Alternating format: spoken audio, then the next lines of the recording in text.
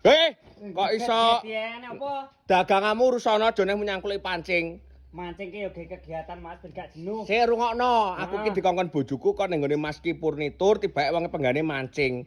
Golek nisen-nisen omah sing komplit. Isen-isen omah komplit. Enek Mas, 8,5 juta.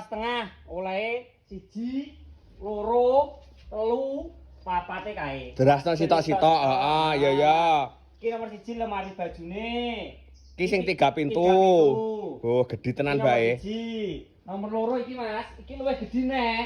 Iki lemari gerabah utawa lemari serbaguna. Iki modele knockdown, Mas. Berarti nek nglebokne ning omah berarti dicopot sitok-sitok. Iya. Jati. Lah iki sing paling penting nggih dongkrongan karo bolo-bolomu mancing ya penak to. Dongkrongan ning kene bahane ya wis jati iki, Mas. Iki motife marmer Kang nggih. Motife marmer, pilih motif liyane ya oleh. Lah iki sing paling penting kanggo bojoku. Gawe macak to. Iya to. Kaya aku. Ya, ben gak macak ben gak burik. Aku ngerti bojoku nek burik mengkeruh. Iya bener iki. Iki nomor 4 oleh iki Mas, meja rias komplit sanggon skincare, sanggon parfume. Lah pira wingi? 8.500.000 tak terne teko omahmu Mas. Omahku ki adoh ki Kang. Omahmu nang ndi? Omahku ki ndi jenenge Palang Tuban ngono lho adoh rene ki. Gratis ongkir Mas. Seluruh Jawa Timur, Jawa Tengah wis gratis ongkir.